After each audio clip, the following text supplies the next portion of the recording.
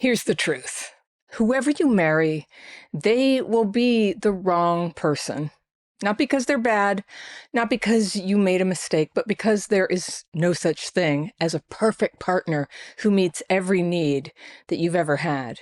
Every relationship, even the good ones, will disappoint you sometimes. I remember this was a video called Why You Will Marry the Wrong Person by Alain de Botton in like 2016 on School of Life, I believe.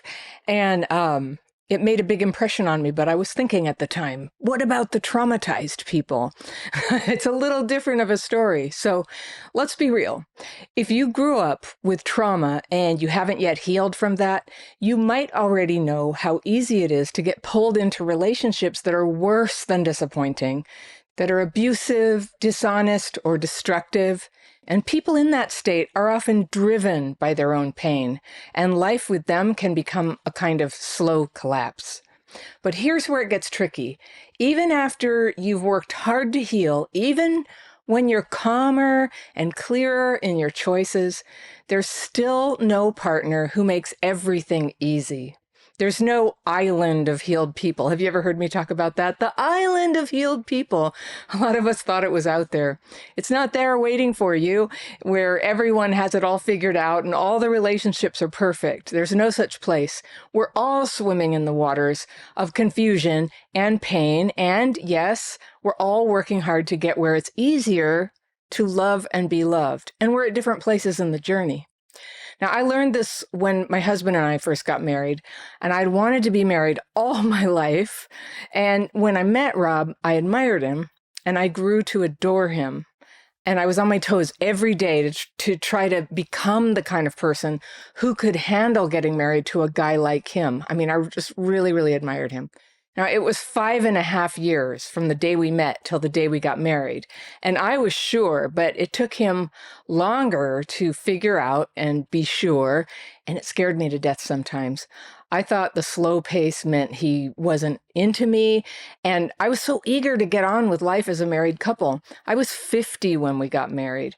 But as soon as we were married, I was really struggling.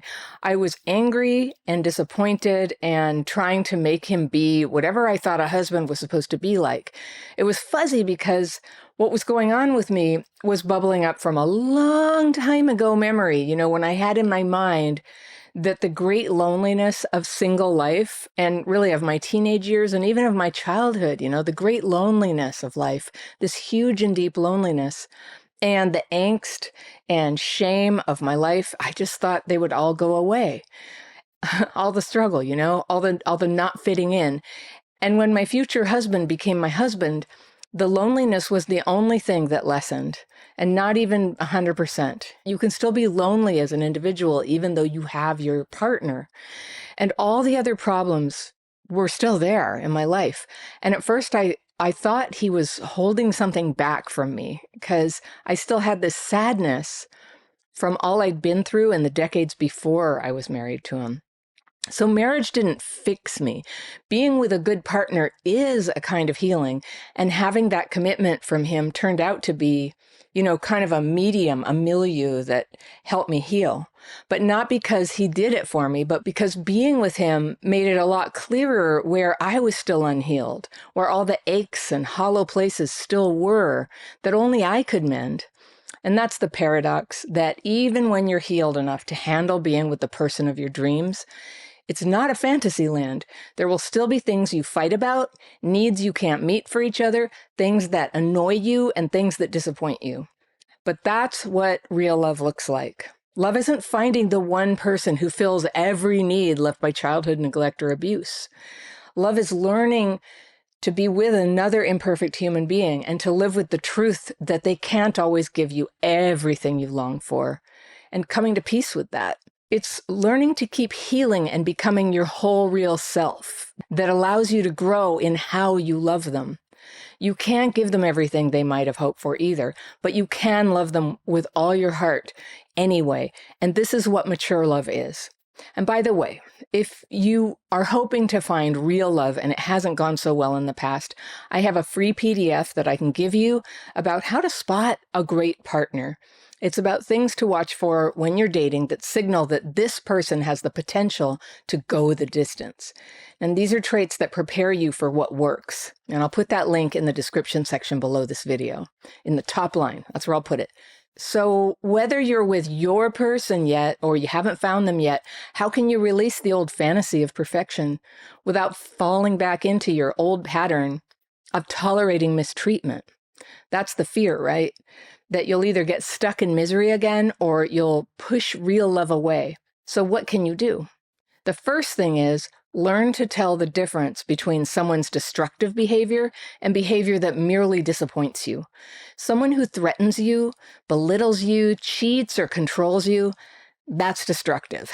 But someone who gets moody when they're tired or forgets anniversaries or doesn't always know how to comfort you, that's in the disappointing category, but not destructive. It's not a crisis. A crisis is a partner who screams at you when you try to leave the house. That's in a different category than one who, forgets to unload the dishwasher. So don't put those on the same level.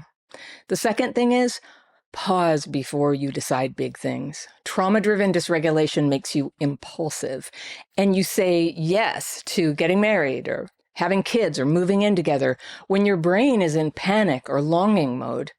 You don't need to decide your life in a state of craving. Wait until you're calmer. Wait until you're clearer. For example, if you're fighting every week and your partner proposes, don't answer in the middle of the storm. Don't use marriage to, make a Band-Aid over the pain. Give it time. Decisions made in calmness will save you years of pain. All right. Also, stop using intensity as a test for love. If you're only convinced it's real when your stomach drops, when you're obsessing, when you feel like you can't breathe without them, that's probably trauma, not love. So don't measure love by the size of the high. Look instead at how you behave and how they behave over time. For instance, someone who texts you 50 times a day might feel like passion, but someone who shows up when you're sick and who stays with you over time is a lot closer to what love actually is. All right, the next one, expect disappointment and hold it lightly. Every marriage, every partnership will have moments where you feel unseen or let down. And the problem isn't the disappointment, it's how you handle it. Do you rage? Do you collapse?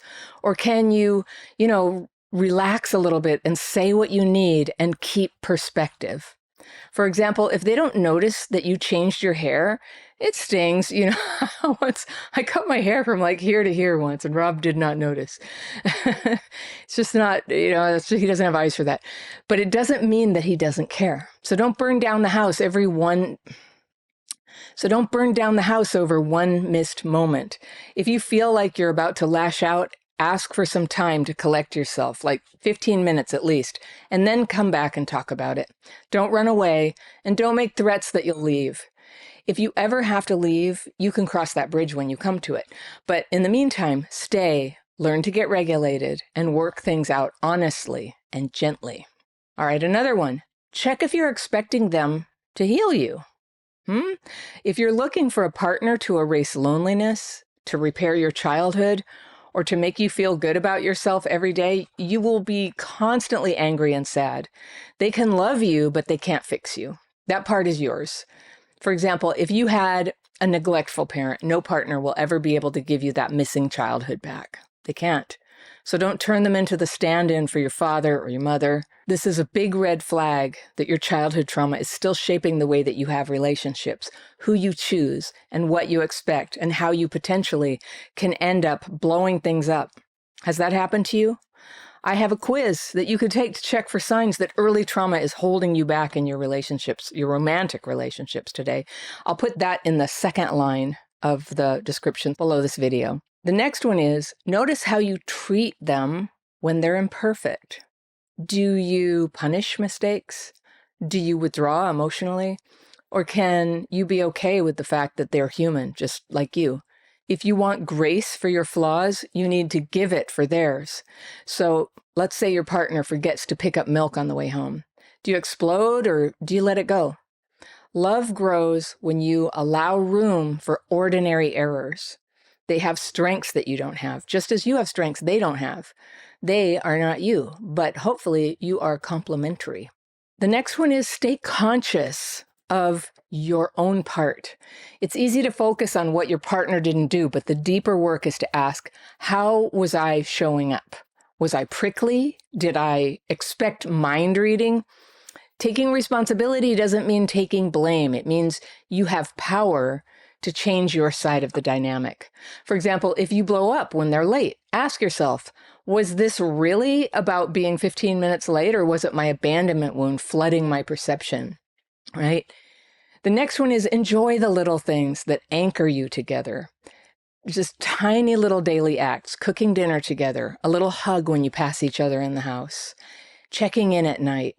These do more for lasting love than grand gestures or huge dramatic swings, from almost breaking up to getting back together. Some of us had to torture our relationships to feel anything in the past, but relationships are built in the ordinary routines that you repeat over and over. Think about how much calmer you feel when you know that you'll debrief your day together over dinner versus waiting for intense romantic declarations or white light spiritual experiences to prove to you that this love is real. For people with trauma, it's easy to mistake intensity for love. And chaos can feel so familiar. So steadiness can feel empty. And that's why when you finally find yourself with someone who isn't destructive, you may still feel restless or lonely. And you may even think, this can't be love because it doesn't hurt the way I'm used to. That's the old pattern. Real connection isn't constant fireworks. It's often quiet. It's sometimes boring. And it's always imperfect. And there will be times when you think, I've really done it this time. I've married the wrong person. And that's the good news, because if you let go of perfection, you make space for something better. The beauty of love isn't in finding the flawless partner. It's in discovering that imperfect love with all its limits is where real love begins. And it can still be deeply good. If you like this video, I've got one that you're going to love right here, and I'll see you very soon. Even if your partner is used to this kind of behavior and they stick around, this kind of conflict that doesn't feel realistic, that feels overblown, it'll gradually drain away love and trust and close off connection.